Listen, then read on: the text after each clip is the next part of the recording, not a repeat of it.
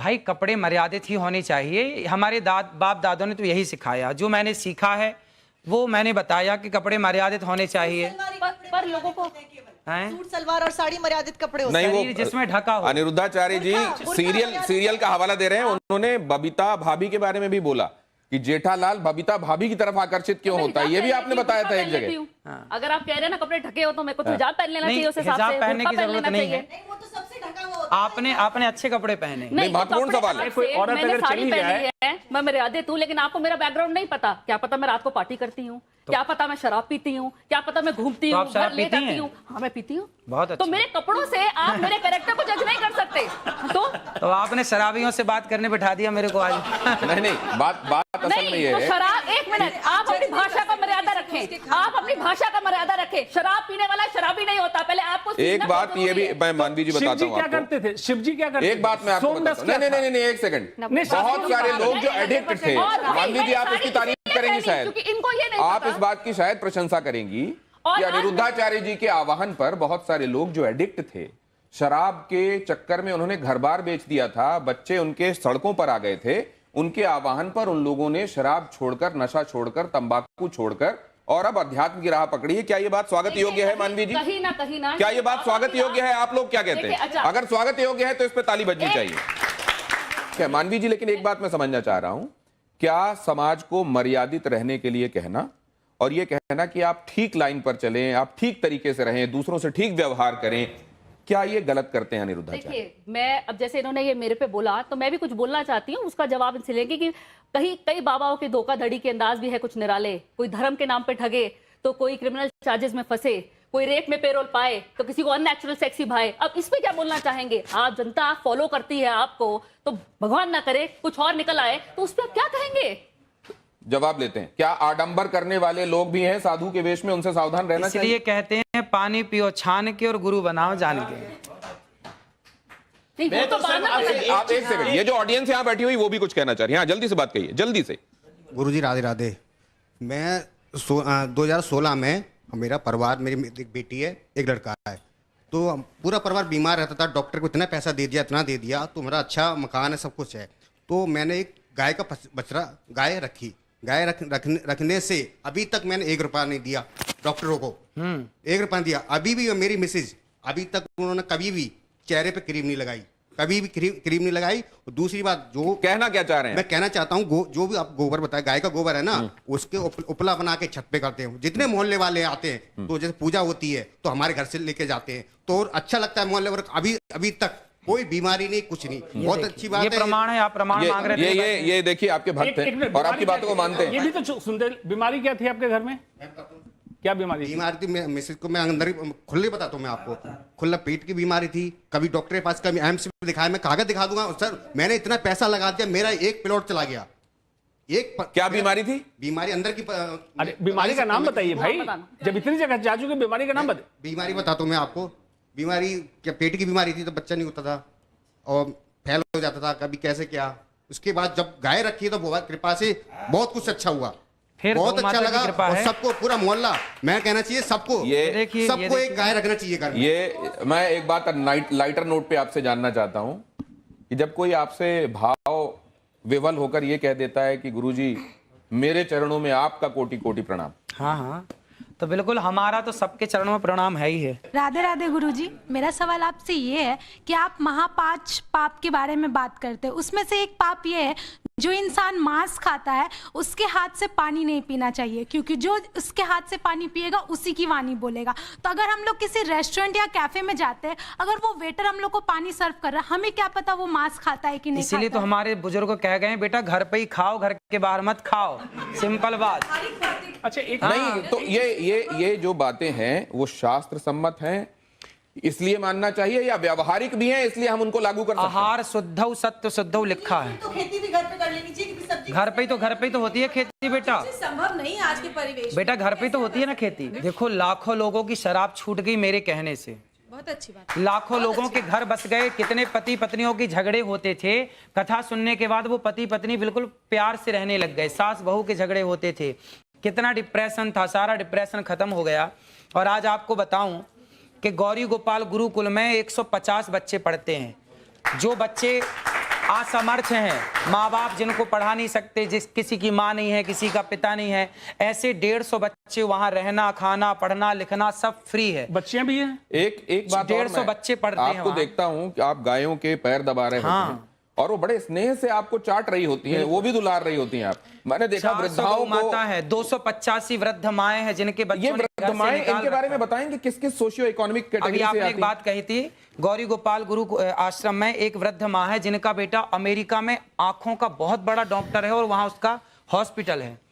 रहने वाला भारत का है पर अमेरिका शिफ्ट हो गया, अब उसने एक हॉस्पिटल बनाया आंखों का। और विडंबना देखिए कि उसकी माँ गौरी गोपाल में रहती है और उस माँ को भी संयोग से आंखों की दिक्कत है।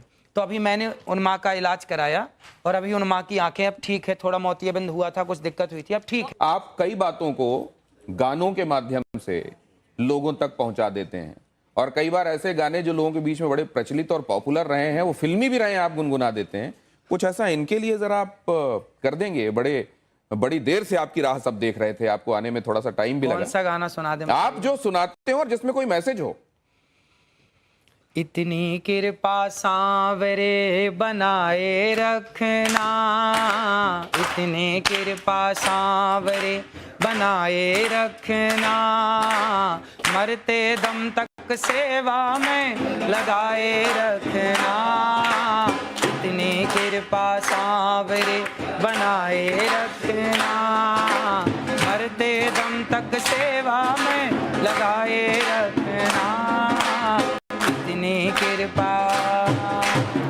ये तो आपने सांवरे के लिए लिखा हुआ भजन, वो जो देशज में लिखा हुआ है वो सुनाया। कोई फिल्मी सुना दीजिए, आप फिल्मी भी सुनाते हैं बहुत। कसमें वादे प्यार वफा सब बातें हैं बातों का क्या, कसमें वादे प्यार वफा सब बातें हैं बातों का क्या। कोई किसी का नहीं है, झूठे नाते हैं, वहां नहीं गए आप? कोई किसी का नहीं ये झूठे नाते हैं नातों का क्या, कसमें वादे प्यार वफा सब बातें हैं बातों का क्या। नहीं, लेकिन आपकी कस्में लोगों की सेवा के लिए, आपके वादे लोगों के लिए, आप आगे भी सेवा करते रहेंगे, वफा उनसे, ये तो सब सच है, हम देख रहे हैं। जरा ये आप तख्ती दीजिए मुझे, यस और नो वाली। जिसकी लाठी उसकी भैंस। ये है, देखिए इसमें क्विक क्वेश्चंस में आपके पास दो ऑप्शंस होंगे, एक तो ये हाँ का ऑप्शन है और दूसरा नहीं का। आपको जो सही लगे वो उठा दीजिएगा। ये इसी में दोनों हैं। आप हिंदी वाला चाहे हिंदी वाला, अंग्रेजी वाला चाहे अंग्रेजी, आपको ये सुविधा है। अब पहला सवाल मैं आपसे कर रहा हूं, इसमें आपको जो सही लगे हाँ या ना वो उठा दीजिएगा। आप दोनों एक ही कर लें तो ज्यादा अच्छा रहेगा। ये जैसे आपका ये हाँ हो गया और इसको नहीं कर लीजिए। अब आपको जो उठाना है वो उठा दीजिएगा, ठीक है? ठीक। इससे आपको पता भी रहेगा कि ये कौन सा वाला है। अखिलेश यादव का कहना है कि मठाधीश और माफिया एक हैं। योगी आदित्यनाथ का कहना है कि बटेंगे तो कटेंगे। क्या यह सही है? बिल्कुल सही है। राहुल गांधी का कहना है कि भारत में कौशल की कमी नहीं है, बल्कि कौशल रखने वालों का यहां सम्मान नहीं होता।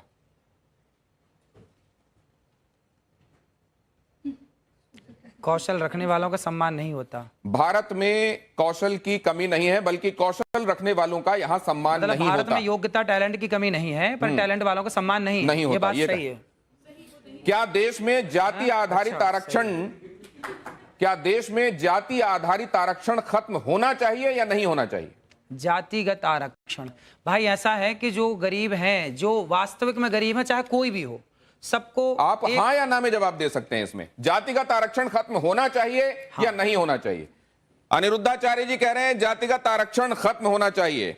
वक्फ बोर्ड की मनमानी पर सरकारी लगाम जरूरी है या नहीं है? वक्फ बोर्ड की मनमानी पर सरकारी लगाम जरूरी है या नहीं है? हाँ है। क्या मुस्लिम सोची समझी रणनीति के तहत अपनी आबादी बढ़ा रहे हैं? हाँ, ऐसा हो रहा है। नरेंद्र मोदी के खिलाफ लगातार बयानबाजी होती है। क्या ये ट्रेंड खतरनाक है और जानबूझकर चलाया जा रहा है? देखो, राजनीति के ज्यादा सवाल मेरे से मत पूछो, क्योंकि राजनीति मेरे को आती ही नहीं है। राजनीति नहीं आती। ये राजनीति भी शास्त्र इसके संदर्भ में भी बताते हैं। वो जब मैं चाणक्य ने बोला, चाणक्य तो पूरा इसी पे बोल गए। आप आपके हिसाब क्या से है, यदि मैं राजनीति पे बोलने लग जाऊं, राजनीति करने लग जाऊं ना, तो फिर राजनेता परेशान हो जाएंगे। तो आप इस बारे में क्या कहते हैं? क्या इसलिए नरेंद्र मैं मोदी के चाहता खिलाफ हूं कि अभी टिप्पणियां मैं- जानबूझकर होती? अभी मैं कथा करूं अच्छा, ठीक और है। आपके प्रश्न का क्या आप वायरल होने के लिए विवादित बयान देते हैं, यस या नो? ना भैया ना। आपने हाँ उठा दिया था धोखे से। क्या स्त्रियों की मानहानि साक्षात लक्ष्मी और सरस्वती की मानहानि है? हाँ, स्त्रियों की मानहानि नहीं होनी चाहिए। मानहानि नहीं होनी चाहिए। आप आखिरी सवाल जरा मुझसे यह भी बता दीजिए कि कंट्रोवर्सी से अनचाहे भी आपको फायदा होता है फॉलोअर्स बढ़ाने में या नहीं होता है? हाँ या ना? देखो, हम लोग फॉलोवर्स बढ़ाने के पीछे नहीं भागते, हम अपना काम करते हैं। अब देखिए, गौरी गोपाल आश्रम में हमारे को काम है माओ के पांव दबाना। मैं माओ के पांव दबाता हूं। देखिए, गौरी गोपाल आश्रम में ना ब्राह्मण माता भी है, क्षत्रिय माँ भी है, वैश्य माँ भी है, शूद्र माँ भी। मैंने आज तक किसी माँ से कोई जात नहीं पूछी। जो जातवाद की दीवार है, उस दीवार को गिराने का जो मैंने प्रयास किया है वो समाज को मानना चाहिए। और सभी माओ के मैंने चरण दबाए हैं एक साथ, और सभी माँ वहाँ सुखपूर्वक रहती हैं। तो मैं तो सेवक हूँ, मैं तो पाँव दबाना जानता हूँ माओ के, माओ का सम्मान करना जानता हूँ, नारी की इज्जत करना जानता हूँ। और नारी की इज्जत इसलिए करता हूँ क्योंकि नारी साक्षात लक्ष्मी है। अनिरुद्धाचार्य जी के फॉलोअर्स में महिलाओं की भी बड़ी तादाद है। अगर आप देखें, खासतौर से सोशल मीडिया फॉलोअर्स को अगर आप देखें तो महिलाएं बड़ी तादाद में उसमें हैं। तो एक निवेदन ये भी, महाराज आप वैसे शास्त्रों का अपने हिसाब से विश्लेषण करने के लिए आप उसके विशेषज्ञ हैं, लेकिन इस तरीके की बातें जो असल में शास्त्र कह रहे हैं लेकिन व्यवहार में उसका बहुत आप पर रिपरकशन होता है, हो सकता है, क्या आप आने वाले दिनों में उससे गुरेज करेंगे या आपका काम यथावत चलता रहेगा?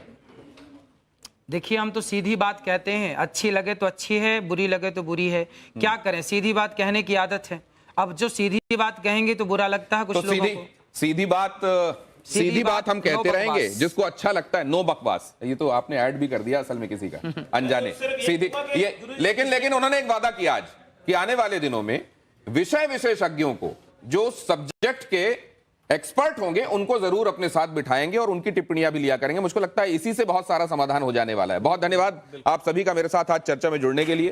अनिरुद्धाचार्य जी, आपका विशेष रूप से बहुत बहुत धन्यवाद और आभार। धन्यवाद, धन्यवाद आप सबका।